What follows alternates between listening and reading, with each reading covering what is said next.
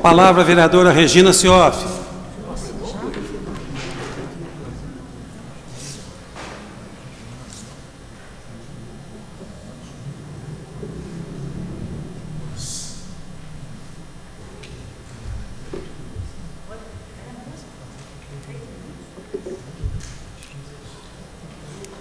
Tempo normal.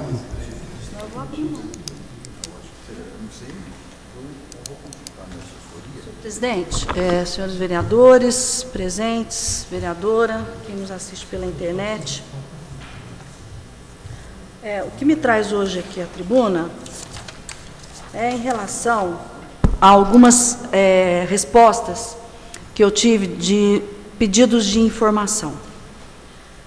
Primeiro, eu gostaria de parabenizar o secretário Aldo de Obras, Viação, pela resposta que ele enviou em relação à ET 1. Olha, está à disposição de todos, ele historiou, explicou, detalhou, não teve um respeito enorme com esta casa, porque o respeito não é com esta vereadora, é com o Legislativo, e se posicionando, inclusive, colocando a previsão do início do funcionamento dessa importantíssima obra, que é a ET 1.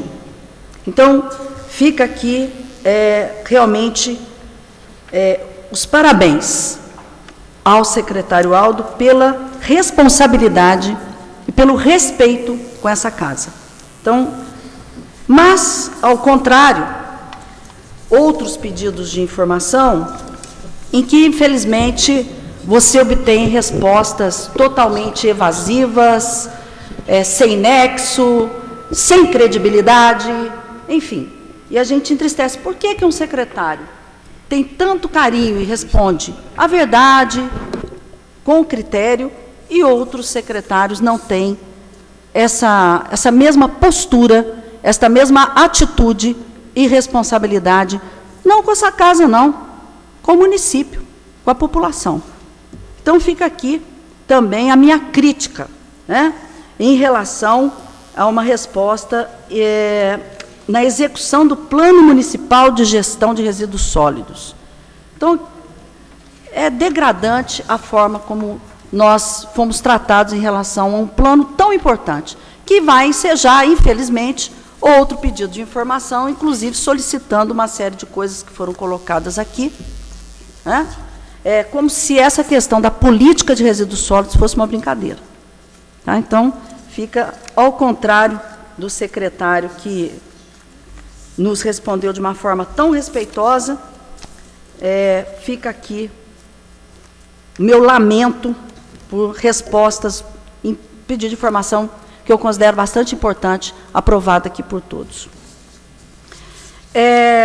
Uma outra questão também foi em relação às ações trabalhistas, né? E aí, é uma preocupação muito grande mesmo. Está aqui também à disposição dos senhores. Infelizmente, está ensejando um outro pedido de informação, porque quando nós recebemos uma resposta que os senhores já sabem, ações trabalhistas, em torno de 16 milhões, vereador Rogério, tá? E 822 outras ações que estão tramitando no Tribunal do Trabalho, a gente fica bastante assustada com tudo isso, né? Nós aqui estávamos discutindo a questão da viabilidade, da responsabilidade em relação ao DME, mas também com a Prefeitura. Vereador Flávio, 822 processos em tramitação, é bastante complexo. E por que tantas ações? Dentre várias causas, eu vou citar aqui desvio de função. E os senhores se lembram que nós fizemos um pedido de informação no começo do ano passado, em relação ao desvio de função. E que a secretária de administração nos respondeu que não tinha desvio de função. Né? E aqui nós estamos recebendo a resposta que uma das causas dessas ações trabalhistas é realmente o desvio de função. Horas extras de médicos plantonistas, que deveriam fazer 12 horas de plantão e laboram ou trabalham 18, 24 horas de plantão, né? A questão de insalubridade, né? Que é uma outra situação, adicional para o tempo de serviço, desvio de função, coordenadoras pedagógicas, auxiliares administrativos, nível 1, 2, 3 e 4, né?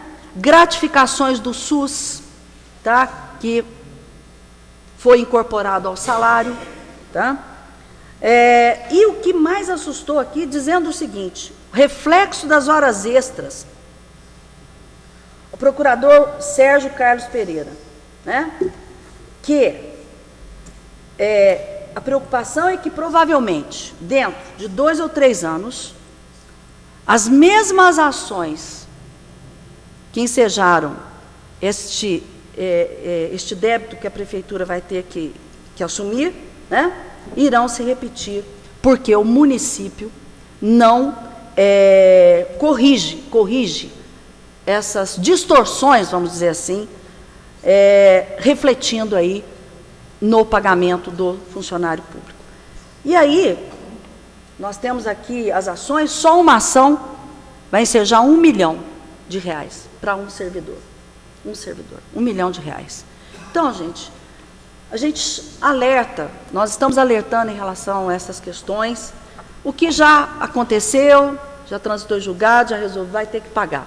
Mas, e o que está vindo aí pela frente? Quais são as atitudes que a administração, diante disso aqui, está tomando para coibir, sanar, né, esse enorme dreno que está acontecendo com a prefeitura e que nós temos que ter atenção a isso. Esta casa tem que ter atenção a isso também, né? E nós temos que nos posicionar muito firmemente para que nós não possamos responder coniventemente com esse tipo de situação.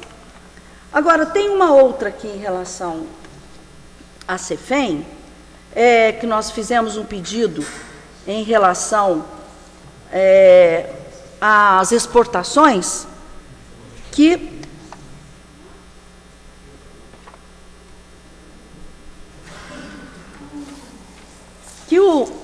o Edalmo, ele encaminhou para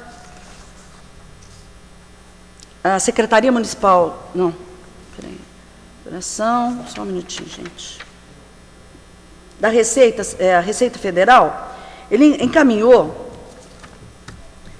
para que ela pudesse se posicionar em relação a esta questão das exportações, do que se recolhe de CEFEM, né, e as exportações. Imaginem os senhores, que o Edalmo teve cuidado de obter essas informações através da Receita Federal, não só em relação à DNPM e outras situações, mas não pôde receber essa resposta. Eu achei assim uma coisa, questão de sigilo fiscal, quer dizer, o município que tem o interesse, tem que ter, é a obrigação que tenha um interesse absurdo sobre esse tipo de arrecadação, não pôde receber as informações da Receita Federal dizendo ser sigilo fiscal. Mas, ao mesmo tempo, aqui na resposta da Receita Federal, diz que o sigilo fiscal ele pode ser quebrado dentro de um processo, obviamente, ético, né, claro, com todos os cuidados inerentes a isso, obviamente, quando comprova-se algo de interesse da administração, algo de interesse do município, que poderia, sim, estar passando essas informações. 9 minutos, né? Regina.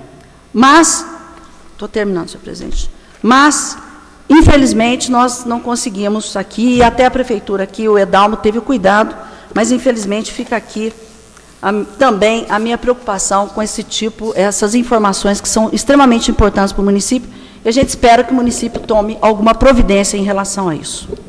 Obrigado, vereadora Regina. Com a palavra, o vereador Fábio Faria.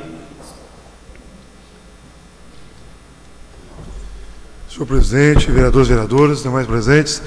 Senhor presidente, vereadora Regina, eu gostaria até de manifestar em relação à sua preocupação em relação às ações trabalhistas. E, de fato, isso foi uma vertente que foi acontecendo nos últimos anos, e um crescimento aí ascendente em relação ao município. Mas muitas dessas ações, vereadora Regina, elas vão no encontro de ações ou atitudes administrativas que não se pautaram em um planejamento e que acabam trazendo grandes problemas aí para o funcionalismo e para o município. Vou dar exemplo à senhora que em 2006 foi aprovada uma lei na qual ela alterava uma lei de 2002 em relação aos professores. A senhora deve ter aí as informações e consta isso no seu... Então, havia uma diferença em relação ao professor P1, como é chamado no município, para o P2. Em 2006, foi reduzida essa diferença. Então, ou seja, aquele P1 que ganhava 30% inferior ao P2, isso foi reduzido para 12%, 18%. Então, o que aconteceu? Se viu aí, nos últimos anos, vários ingressos de ações trabalhistas desses servidores questionando um direito que foi conseguido em 2002 com a aprovação do Estatuto do Magistério. Então, ações como essas, que muitas ocorreram aí, do ponto de vista administrativo, da questão do planejamento, acabam trazendo esses transtornos. Então, isso demonstra, vereadora Regina, que tem que ter muito planejamento. É o que nós estamos vendo aí, quando se falou em relação à dívida do DME, quando se fala em relação à multa, né, do DME, quando se fala em relação a uma multa em relação aí ao DEMAI, multas que comprometem o orçamento dessas instituições, mas isso tudo tem que se pautar, sem dúvida alguma, no planejamento e em ações que se possam aí sempre focar uma gestão enxuta, fixa, no sentido que fixada no objetivo comum, planejando, pensando, tudo as suas atitudes para não criar consequências ou problemas que vêm acontecendo hoje aí. Né? Então, são muitas ações e não vejo assim, a médio e curto prazo solução para essas ações, devido a vários erros que foram acontecendo aí no passado. Em relação ao desvio de função, desde a administração passada, houve muitas intervenções, principalmente do Ministério Público, então houve uma redução significativa aí dessas situações. Outra situação também, vereador Regina, o vereador Rogério sabe disso, só tem, por exemplo, o quadro suplementar da saúde. Né? Aí só tem lá outras funções que criaram na prefeitura. Então, você tem lá salários diferenciados, né, vereador Rogério? Então, só tem lá a pessoa que tem a mesma função, né, e que tem salário diferenciado. Então, isso acaba criando muito mal-estar dentro da administração, que, de fato, se precisa ter muita cautela aí nessas ações para não prejudicar nem o servidor e nem as finanças do município. Também queria falar aqui, senhor presidente, muito importante aí que o senhor prefeito anunciou hoje aí a vinda de médicos para Poços de Caldas, e uma ação que foi anunciada pelo governo federal, onde se preveu lá investimento de 15 bilhões até 2015, na área na construção de unidades de saúde, como nós estamos vendo várias construções de unidades de saúde em nosso município. Algumas dessas iniciaram em projetos que foram apresentados, que tiveram que fazer algumas alterações, algumas intervenções junto ao Ministério da Saúde, mas para o nosso município isso é muito importante. Agora há pouco, aí no requerimento, a gente discutia a questão das condições físicas de muitos prédios públicos em nosso município. Nós temos PSFs aí hoje que a situação para atendimento é precária. Então, isso são ações importantes que foram no planejamento do governo federal até 2015, prevendo aí investimentos em compra de equipamentos, em obras de hospitais, em construção de prontos atendimentos. Então, são recursos importantes e também no aparelhamento humano ou seja, em ter pessoas, médicos, que possam atender a população. Os médicos vão atender na saúde básica do nosso município, isso é muito importante, e destacando que nós vamos ter aí, pelos valores que é repassado para cada médico, que é repassado pelo governo federal, nós teremos na atenção básica do nosso município mais de 2 mil milhões de reais anualmente que vão adentrar aí nos cofres municipais na saúde básica de Poços de Caldas. Então, vejo com algo muito importante, muito significativo. Nós temos relatos de prefeituras aí em diversas partes do nosso país, né, parabenizando, aderindo a esse programa Mais Médico. Exemplo de Limeira, que é uma prefeitura administrada pelo PSDB, se me falha a memória, onde foi para lá 51 médicos que estão atuando aí também na atenção básica daquela cidade. Temos também em Piracicaba, Piracicaba que é PSDB, se não me falha a memória, Limeira é PSB, Piracicaba 21 médicos, então são ações importantes do governo federal, no encontro de atender a população, de possibilitar à população dos diversos municípios do nosso país o acesso à porta de entrada no SUS hoje, que é o Programa de Saúde da Família. Então é uma ação muito importante, que nós parabenizamos aí o governo federal, parabenizamos o município por estar conseguindo viabilizar esse projeto importante aí, para garantir a presença dos médicos nos diversos PSFs aí do nosso município e inovando, né? Está se criando aí 5 médicos, vão trabalhar numa equipe, vereadora Regina, para atender os enfermos, aquelas pessoas que estão em casas, que não têm condições de se locomover, passando por grandes dificuldades e muitas vezes acaba acarretando, se torna difícil muitas vezes para o médico do PSF estar fazendo essa visita. Então vai se criar uma equipe de 5 médicos que vai estar atendendo aí toda a cidade. Então acho que vejo com bons olhos uma ação importante para Poços de Caldas e para as pessoas que sempre clamam aí para o atendimento rápido e eficiente da saúde. Então nós vamos ter um número expressivo de médicos aí e com recursos federais, sem a prefeitura ter que investir ou sem ter que contratar médico diretamente. Também queria falar, senhor presidente, em relação ao que foi anunciado, aí, até o senhor fez um voto de congratulações pela Secretaria de Educação, o projeto Escola Viva, que é um planejamento, vereador Moisés Scaciotti, das ações da Secretaria Municipal de Educação. Então, a senhora que atua sempre na área de administração sabe que nós temos que ter planejamento para buscar metas, para cumprir caminhos, para cumprir compromissos, e isso é muito importante, porque se dá, sem dúvida alguma, uma diretriz melhor para os avanços na educação do nosso município, principalmente focando e buscando aí a questão da escola integral. Então, para encerrar também aqui, senhor presidente, gostaria de manifestar aqui em relação à estrada Pós-Palmeiral. Estou muito preocupado com essa situação. Foi assinado aí, como foi anunciado aí pela imprensa, nas termas do Antônio Carlos, a ordem de serviço. Vereador Antônio Carlos, Vossa Excelência, que anda muito por aquela região, o vereador Joaquim, está intransitável a rodovia Poça-Palmeiral. Eu não sei o que vai acontecer se não houver uma intervenção rápida e eficiente, vereador Paulo Sá, que o senhor também sempre está rodando naquela região, por parte do governo do Estado de Minas Gerais. Se assinou a ordem de serviço, é preciso iniciar essas obras o mais rápido possível, porque vai ter problemas muito sérios, aí, principalmente em relação a acidentes.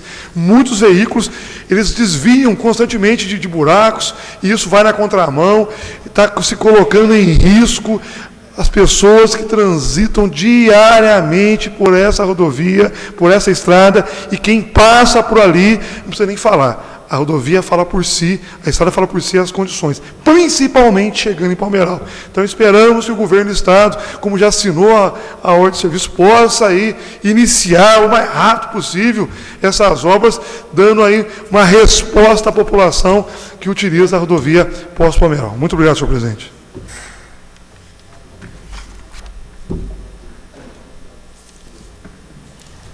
Vereador Paulo Tadeu.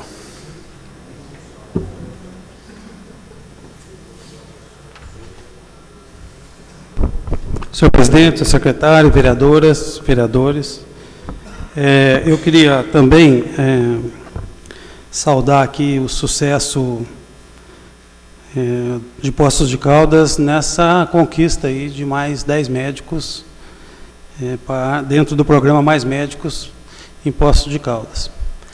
Sem dúvida nenhuma, aqueles que já vieram através do programa de valorização da atenção básica já têm feito uma diferença bastante significativa na atenção básica, e agora nós recebemos aí 10 médicos estrangeiros, cubanos, né, como os que foram para Piracicaba, como os que foram para Limeira, os que foram para São Paulo, e que certamente trarão a sua contribuição, a sua experiência na forma diferenciada de trabalhar, até na formação acadêmica que tem, mais focada na atenção à saúde pública e muito apropriado para a saúde da família.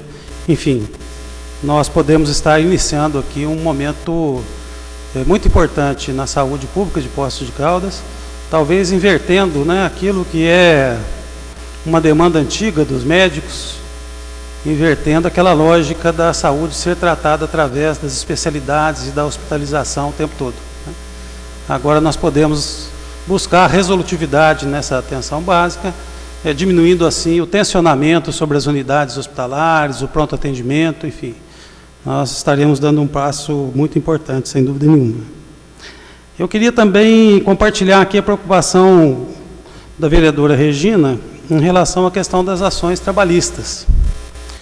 E acho que nós temos que ter coragem de aprofundar esse debate.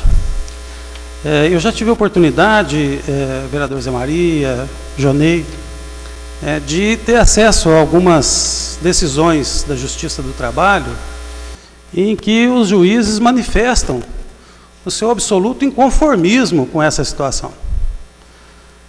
Há mesmo uma sentença que o juiz diz, existe uma autêntica farra do boi nas ações, na relação de trabalho da prefeitura com os servidores.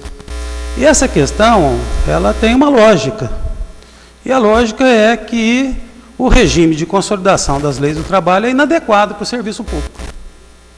Porque nós temos uma circunstância, uma situação em que o trabalhador tem garantido por jurisprudência, ele tem garantido a estabilidade por jurisprudência, mas ainda assim recebe um depósito de fundo de garantia por tempo de serviço.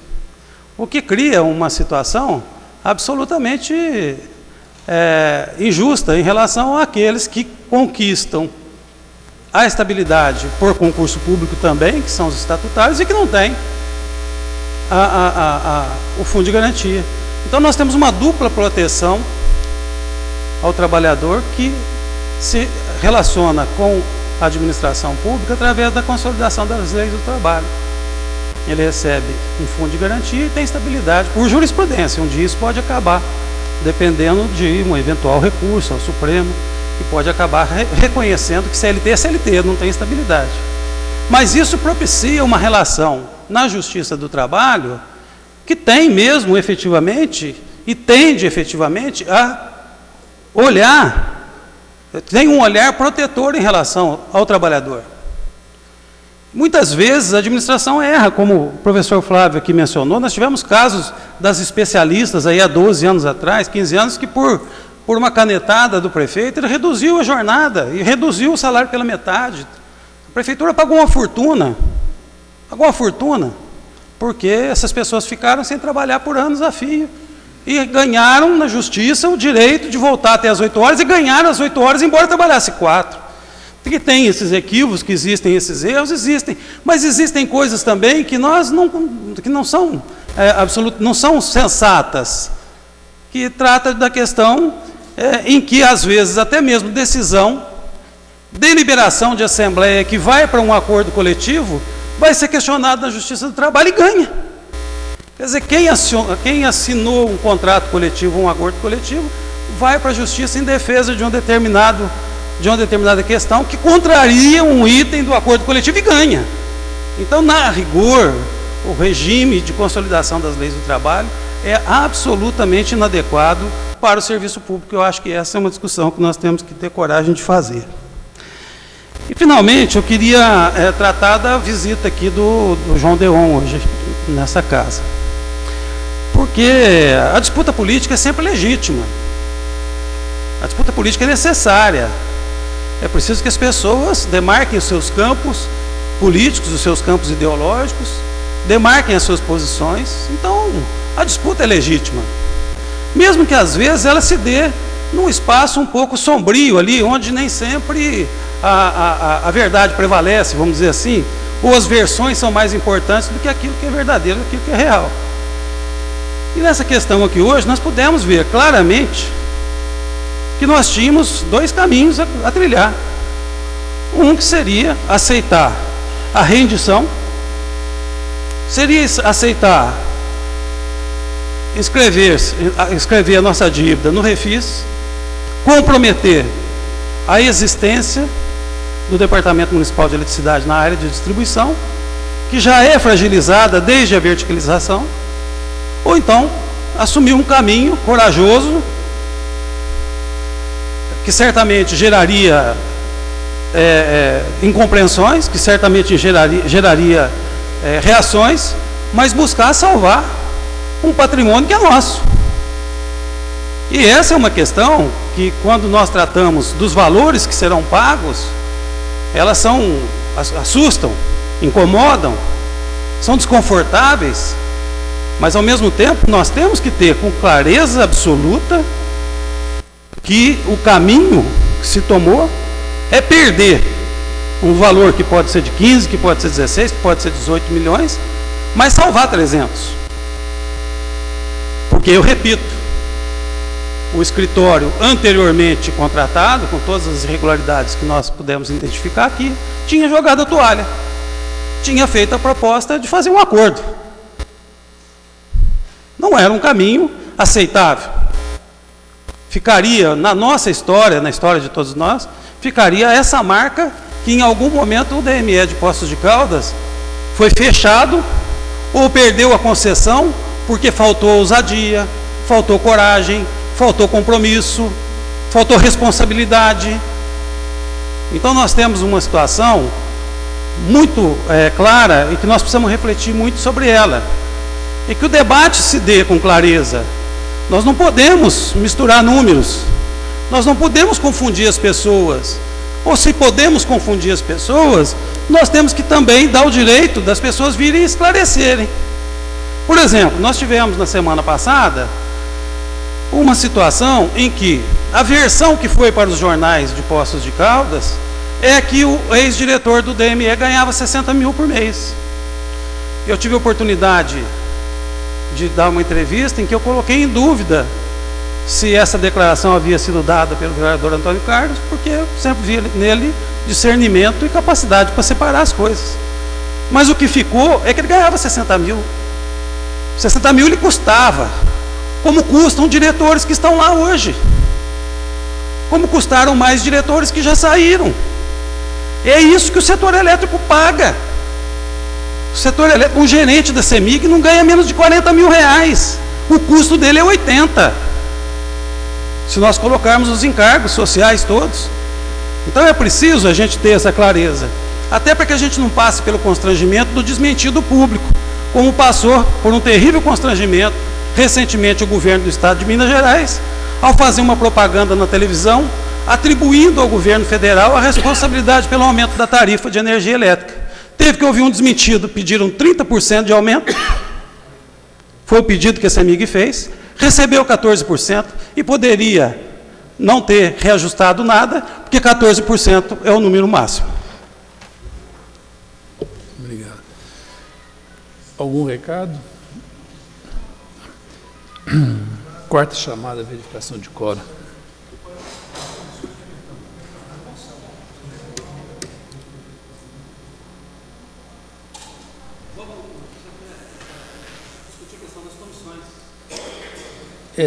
De amanhã, de quinta-feira. Então, a reunião pode ser feita na sala lá em cima, onde era feita antes.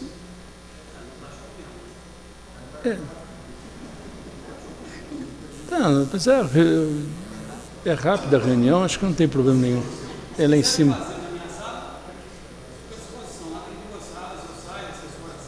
Tá, então a gente vê, mas acho que mais lá em cima é mais viável. Faz rapidinho. Acho que não tem problema. O horário é o mesmo. Permanece às 14h30, reunião da Comissão de Justiça que é a primeira. Isso. 14h30, 15h30, 16h30. Podemos fazer as 14h30 todas? O que acha? Pode ser? Pode. Então, às 14h30, reunião em conjunto, então, todas.